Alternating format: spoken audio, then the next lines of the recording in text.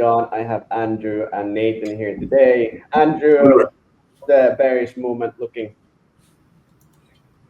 It's looking pretty nasty right now. I don't know. It's like a mixed bag. We've been in this like pretty strong uptrend since April. So we had a nice like 2-month run here, but it does feel like it is getting a little heavy. As like I said, we got these massive bear divs on the MACD. We got overbought conditions, and we are putting in a structural top here now. This is a double top here. This is generally kind of the pattern that we're mainly looking for that pullback.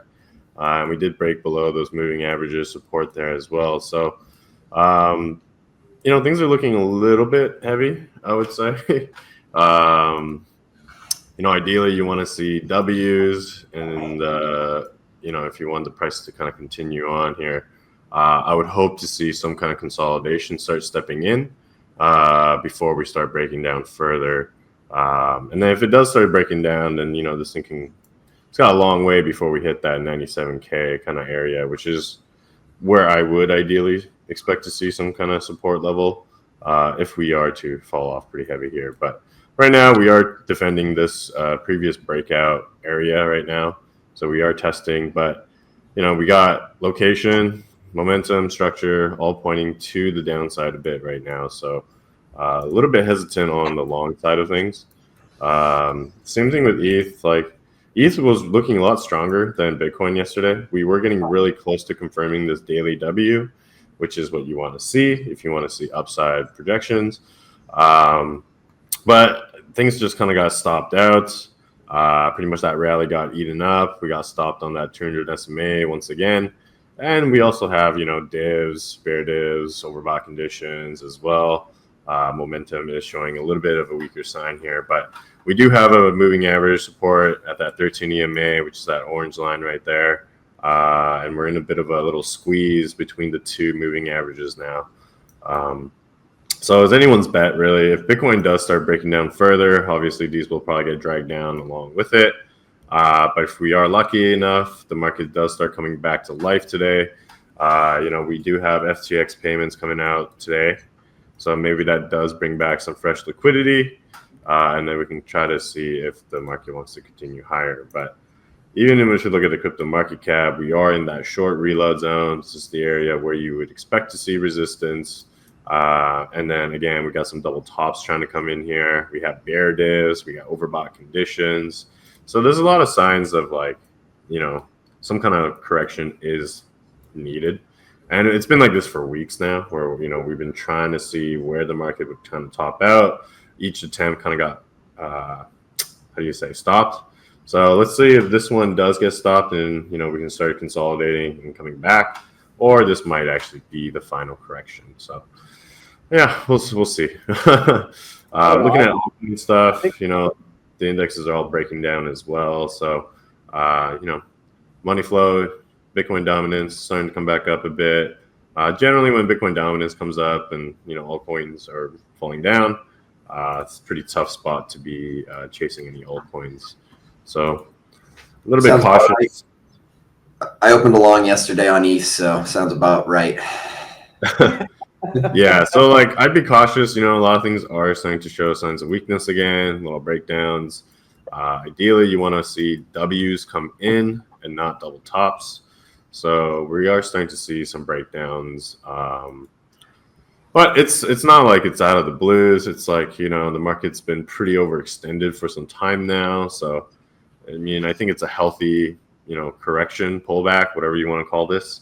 And then this kind of helps you set up for the next leg, perhaps, as these indicators start resetting. So, I don't know. I think people forget less than 2 months ago, we were at 75,000 and we absolutely in 7 weeks ripped from 75K to 112K. So a pullback here would be perfectly normal and logical to see. It doesn't mean the cycle's over or any doom and gloom. And I think it's very healthy if we correct here and go sideways for a while. I think it gives us the opportunity to see that long run into the end of 25 or early 26 and sends us a lot higher than if we just rip through the summer. Yeah. I think also we've been talking about in this channel, like, hey, the correction is coming. It's anyway May and June is going to be very slow.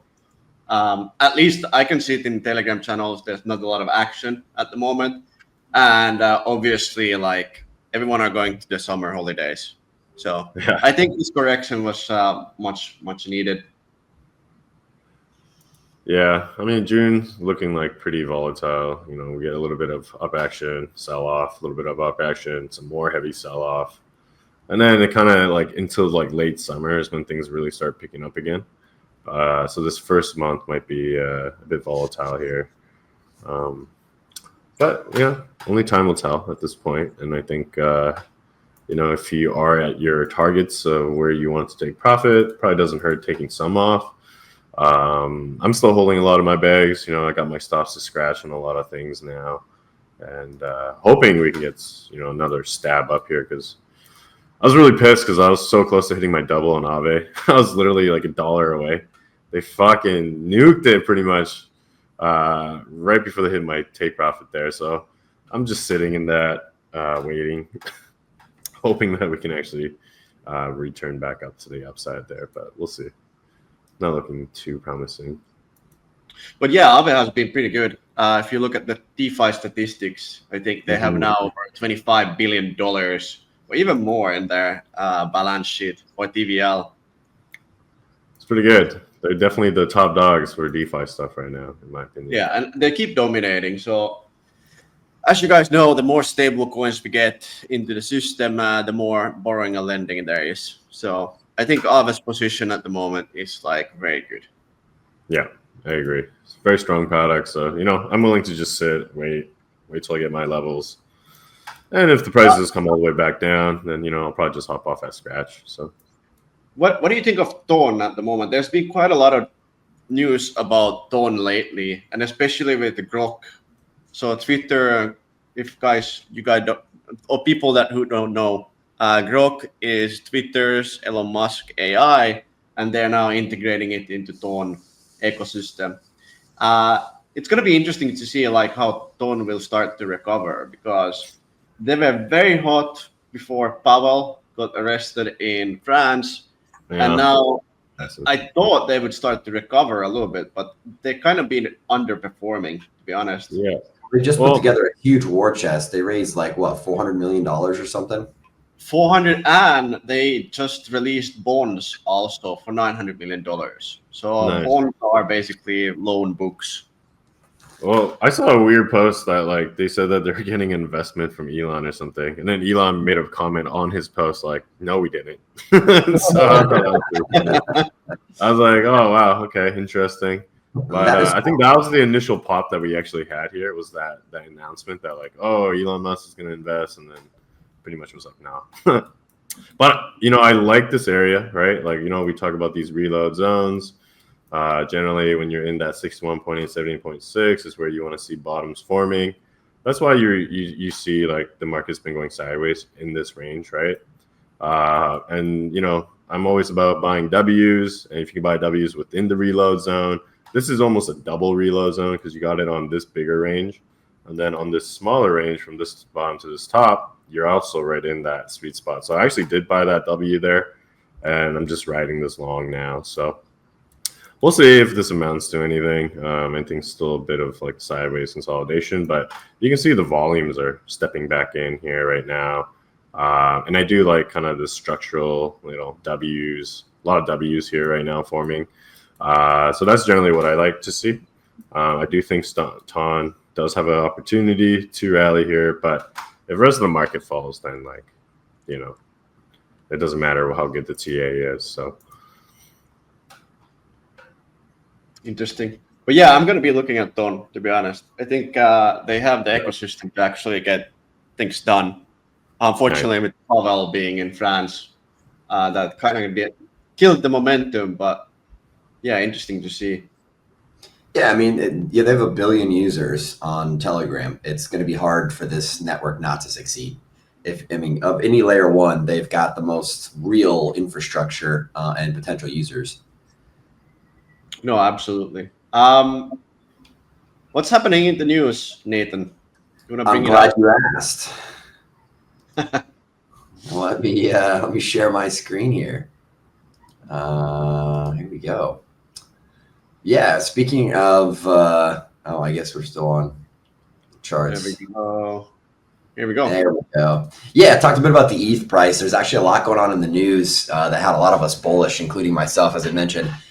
My typical terrible timing opening along yesterday on ETH for it to dump overnight. But SEC coming in saying that staking on proof of stake networks does not involve securities. Obviously, something that could have been a big problem for a lot of different networks, including Ethereum. But SEC ruling more and more in crypto's favor, helping push towards additional adoption. I don't know if you guys have seen much about this or have any thoughts on it, but we've seen so far XRP winning their case, Richard Hart winning his case, proof of stake. Like it seems like more and more the SEC and the U.S. government is becoming a more hospitable environment for crypto.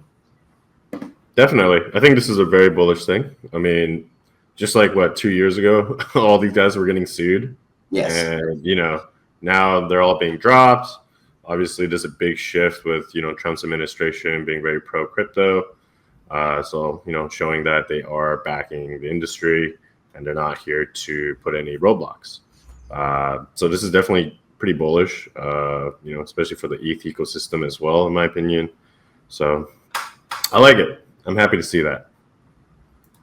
ETH's going places, man. We also got the ETH version of MicroStrategy announced. Ethereum Joseph Lubin, one of the co-founders of Ethereum and founder of Consensus, it has opened up $425 million in new net ETH buys for an ETH treasury strategy similar to MicroStrategy. They're calling it the ETH strategic reserve. But again, I think more and more people are, it depends who you talk to. A lot of the crypto insiders are now kind of turning to Ethereum for the rest of the cycle as where the big gains are versus Bitcoin.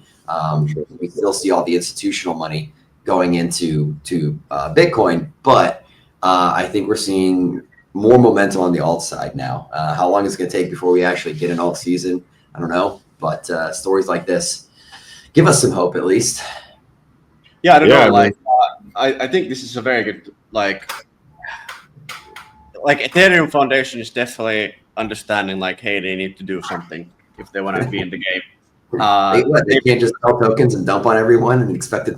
Yeah, I mean, they're finally using also Aave to borrow and staking ETH on different platforms. So they're actually doing some good things. So I think doing something like this is very good. Obviously, this is good for the price, but ecosystem-wise, I don't know. Maybe this will give more institutional adoption. But yeah, I think this is a good movement from Ethereum. I'm pretty bullish what they do, and you can see also on the ETF flows now that they're going up. Well, now we know why the Ethereum Foundation's been selling on us the whole last year. They were just building up money to open up an ETH strategic reserve with.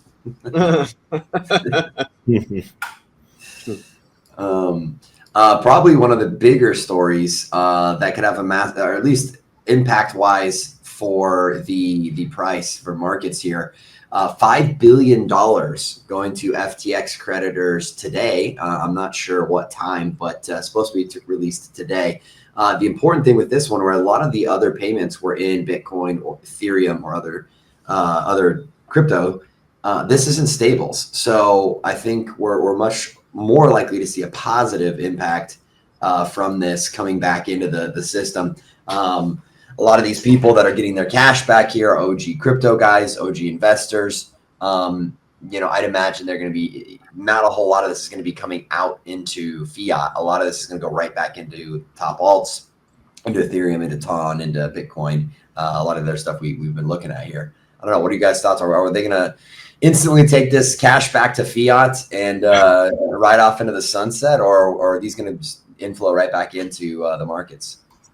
I pray for the markets, man. We need some fresh liquidity here right now. I think. Where do you? Yeah, I think this is gonna go to BTC. I think the biggest coins will basically get some of this money, but then again, I think people are pretty broke, so maybe people will cash out.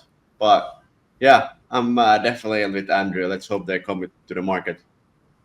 Yeah, absolutely. I mean, these people have been waiting for their money for how many years now? For what, 4 years?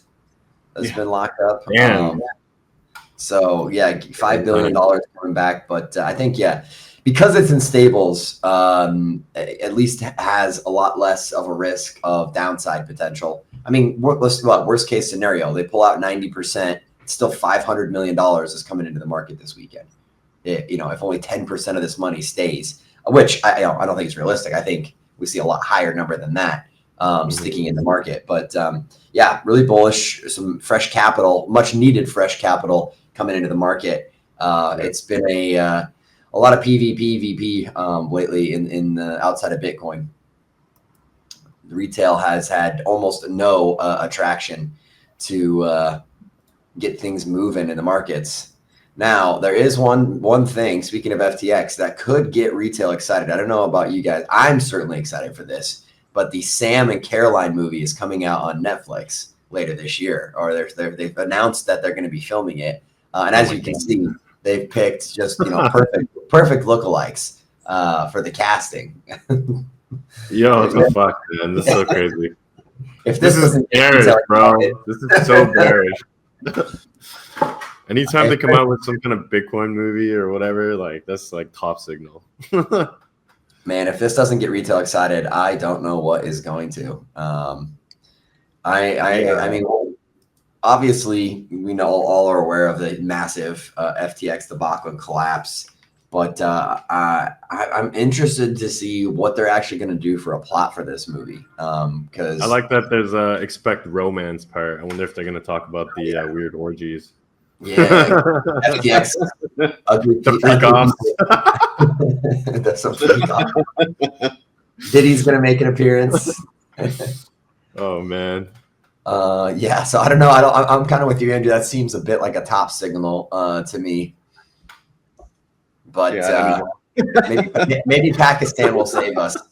Netflix is throwing out top signals. Pakistan's coming in to save us with their Bitcoin buys. They're launching a strategic reserve, kind of following along. The last couple of weeks, I can't even keep track of how many, massive funds, how many investment firms, how many nation states, sovereign wealth funds have announced that they're buying Bitcoin. But that list is getting very, very long. Pakistan now joining that list. By the way, wasn't ZZ Pakistan's crypto ambassador? Yeah, that's what I heard. Yeah, he was there famously it was like a month or two ago in Pakistan, accepting some sort of nomination as Pakistan's official crypto guru or whatever. He's just like, buy Bitcoin now. That's all he's telling him. But I think the Bitcoin arms race is in full effect. Retail hasn't figured it out yet. Google searches, retail activity in crypto is close to cycle lows. But institutional interest in Bitcoin is at all-time highs. Every single day, we're seeing more and more people, more and more institutions dumping cash and creating these, MicroStrategy-esque purchasing strategies for Bitcoin. Nation states coming in, new regulation coming in, allowing more people, more institutions to come into the industry. I don't see anything but up for Bitcoin. BlackRock isn't going to FUD their own bags. They're not going to let their investment go to zero. So I mean, at least in the short to midterm, I think we've got a lot more room for Bitcoin to run. I don't know if you guys have anything you want to add to that. No, I think again, a lot of bullish news on BTC. I think everyone are on the BTC ride. But like we've been saying for the past weeks, usually when things are too bullish, we see a very bad comeback. And when everyone are leveraged up, it's never a good thing. But yeah, I heard also there's a lot of dumping on ETF on gold. Gold ETFs are basically going down, and that money is rotating into BTC. So I don't know. This could be very good, or this could be very bad. Well, Yeah, too apparently- much euphoria is not good. Yeah. Generally. About any time the market thinks it's going, everyone in the market agrees on something, it's going to do the opposite. So glad we still have some mixed opinions out there on Twitter. Yeah, speaking of gold, Tether now owns over 100,000 Bitcoin and 50 tons of gold. That is a lot of gold. And Tether is also one of the largest digitizers with digital gold. What's their, is it AUX, I believe, is their tokenized gold token right now? Mm. The RWA strategies we're seeing coming online, there was announced New Jersey, something like $240 billion worth of land deeds in New Jersey are now going to be brought on chain. So more bullish signs for the RWA industry. That's been one of our top picks, at least for the rest of this cycle. AI, RWA, probably the top two for the second half of this cycle. I don't know if you guys have any others you'd add to that list, but I'd say those are definitely some heavyweight contenders coming into the second half of this bull run. No, absolutely. Like RWA, and especially gold, like moving gold is very painful. I don't know if any one of you has owned any gold, but like it's physically very draining. Yeah. Yeah, we Pretty heavy. 50 tons is a lot. yeah. We met with some people in Dubai in the traditional markets with gold, and there's definitely a lot of interest right now from the TradFi, whether that's gold dealers or the mining industry, the custodians. They are all looking at the solutions blockchain offers because it's paper gold has been a thing for a long time. Being able to buy gold stocks or gold bonds, etc.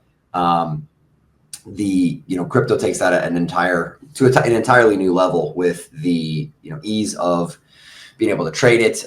You can take it in a USB drive with you wherever you go instead of having to carry around gold bars. And it's much more verifiable than the paper gold is. There, more secure. So something definitely another emerging industry within blockchain there.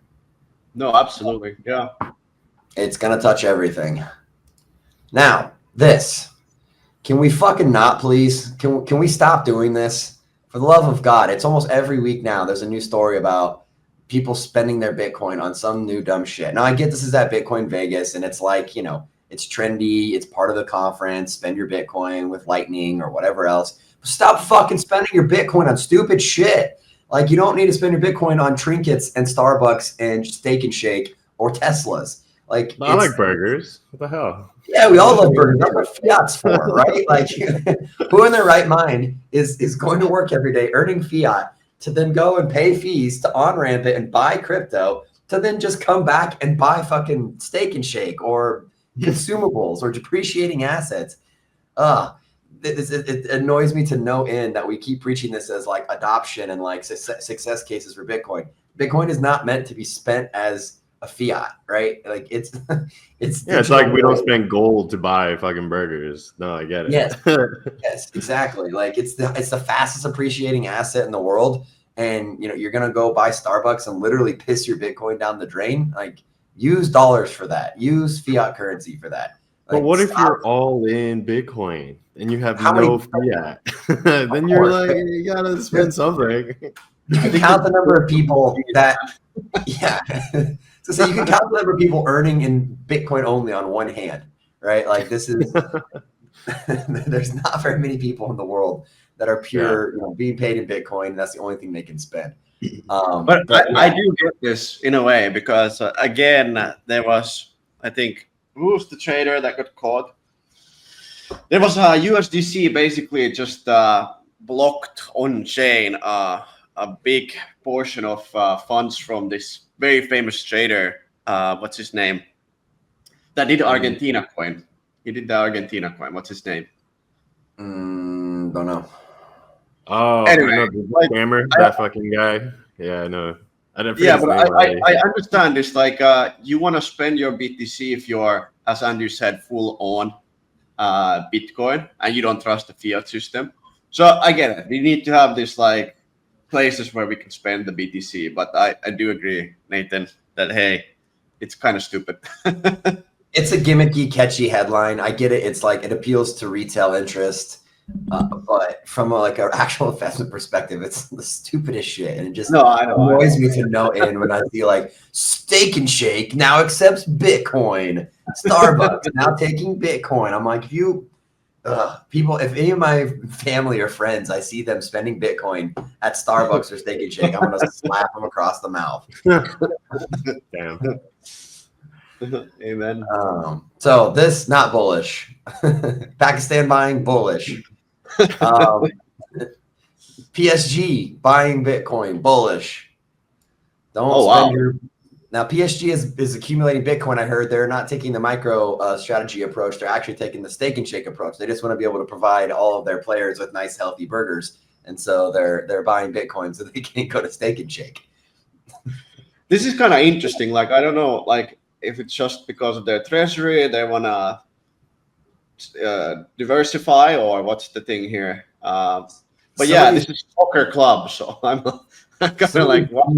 Yeah, some of these teams have so much money. I'm sure they have an entire team of people just managing their funds. So great call, great place to invest it, in my opinion. When do we see NHL or NDBL teams coming up and be like, all right, we're all in on BTC? There has actually famously a bunch of NFL players that this was even years back. They were getting ridiculed at the time, but they said they want to take 50% of their pay in Bitcoin, and they're not getting laughed at anymore. Wow. So yeah, multiple guys taking. So those guys have some Bitcoin that they can spend on Starbucks and Steak and Shake. They've been getting paid in it for a couple of years now. But yeah, I think you're going to start seeing more and more of that. Professional athletes, movie stars, people that are getting big fat checks, multi-million-dollar contracts, asking for part of that compensation in currencies other than whatever fiat currency they're domiciled in. It's an interesting time. I mean, I've talked to a lot of people about this. People see, oh, you've got Bitcoin, you've got gold, you've got, whatever USDT, USDC, whatever crypto you want to choose. There's never been a point in history where you've been able to choose what currency you want to hold, earn in, invest in, spend. It's always been dictated by your local government. This is the first time in history where people have the opportunity to choose their own fiat currency, essentially, what they want to earn and what they want to spend in. And I think the impact of that is being highly underestimated around the world. The governments understand this, and that's one of the reasons they've been so anti-crypto until recently. But I think it's opening up an entirely new paradigm for consumerism, investing, etc., around the world. No, I think that's totally true. Like when we were kids, we had only. What did we have? Local governments that were basically saying what to invest in. And I mean, kids, they will have so many different options. That's also a problem, Yeah, obviously, like you can make a very good portfolios nowadays, and then you have AI coming in and be basically saying what to do. So yeah, AI will let us know. AI is going to let us know. Our robots are going to tell us what to do. No more you think. Oh man, big story here that's been getting a lot of interesting takes on CT. James Wynn liquidated for $100 million. Finally, they've been trying to liquidate this guy for weeks. You want to dive in? I'm actually not super familiar with the James Wynn story. If you want to get me up to speed. So this guy's been like doing like massive size, like I'm talking about like up to like $1 billion positions on like 40x, longing or shorting, pretty heavily on Hyperliquid. He ran his account up to about like 85 million in profits. And then he just kind of like ran it back down to like 25 or something like that just recently. But he's been a really big player. Everyone's been tracking his wallets.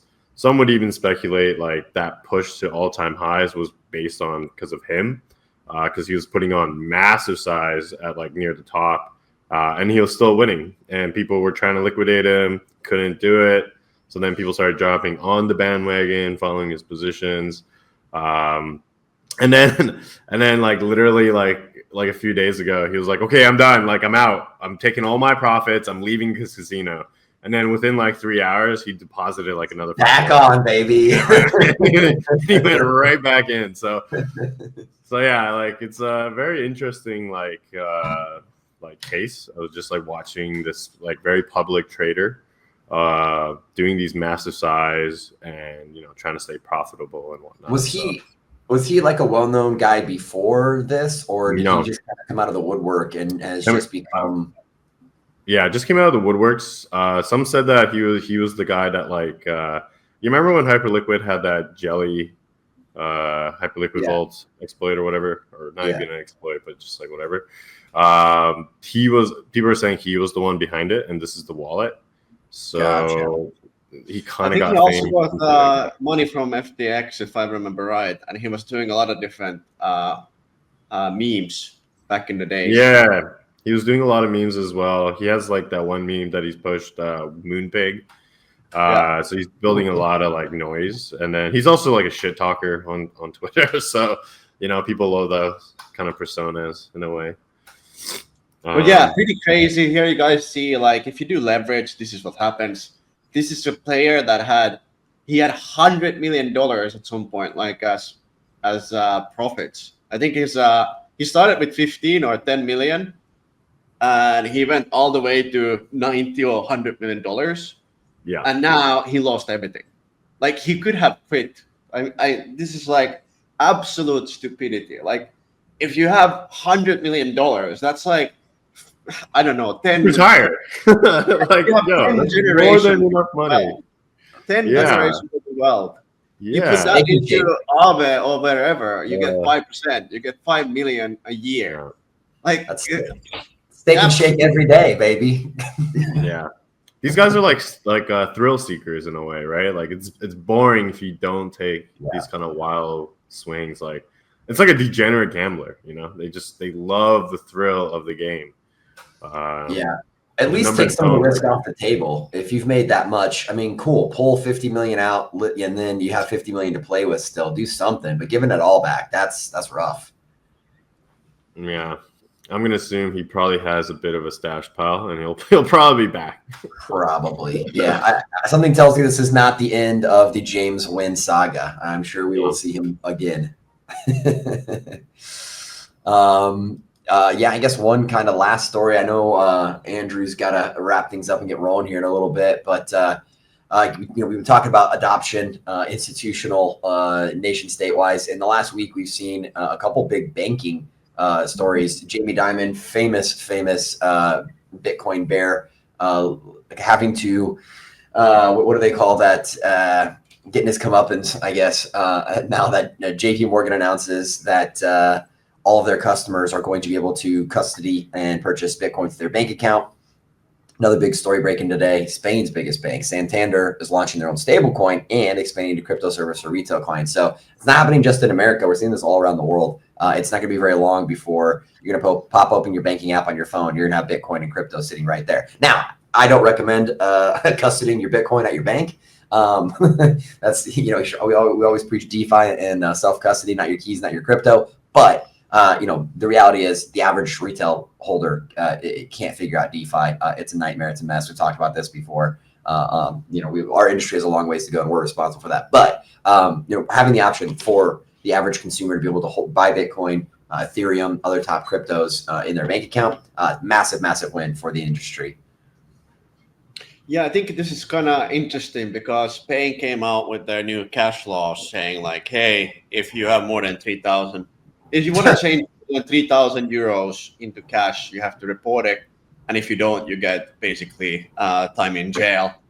So insane. I'm kind of interesting to see like, hey, they're adopting Bitcoin. But again, like, hey, this is the thing. If you don't adopt, you will probably die. And again, flow, what do you call it? Domino effect. Yeah, and there's a lot of people, hating on all the stuff we're seeing right now with regulatory industry, bodies coming in, banks coming on board, BlackRock coming on board, blah blah blah, saying, this this is anti-crypto. This is crypto. Bitcoin is supposed to be anti-establishment. And while I agree with that, I think that like this is how we get to the ultimate goal of seeing DeFi right over everything. I kind of look at this as these guys are putting the nails in their own coffin. Yes, right now they are kind of leading the way. We're seeing the entities, the institutional entities that we wanted to circumvent by creating DeFi getting involved. But what they're doing, in my opinion, is they're opening up the pathway for retail to come in.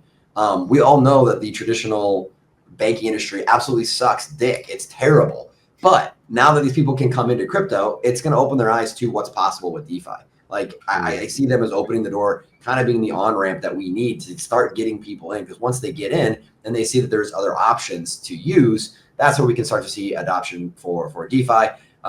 It's on us now to kind of create the environment for them to come into that's hospitable, because right now it's not great. No, absolutely agree. So, but yeah, so I think overall, numbers are a little red today, but still more bullish news. It's been, I think, 6 months nonstop positive bullish crypto news. We just need the macro environment to catch up. Mm-hmm. Yeah. Cut the rates, J Powell. Start printing money. Pump our bags. Let's go. Any other news? I think that's it. That's all I got for you today, man. We'll be back on Tuesday with some more fresh takes. Andrew, any final words? No, not that I can think of right now. Just obviously play it safe. Make sure you got a trading plan, trading setups. Make sure you're managing your risk carefully. We are in a bit of a zone where you want to take things a little bit slowly, cautiously. So don't be trying to ape and chasing things, and just be patient. Plan your trades, trade your plan. Don't get emotional. Yeah. Guys, thanks for following. Please share, like, and subscribe, and help us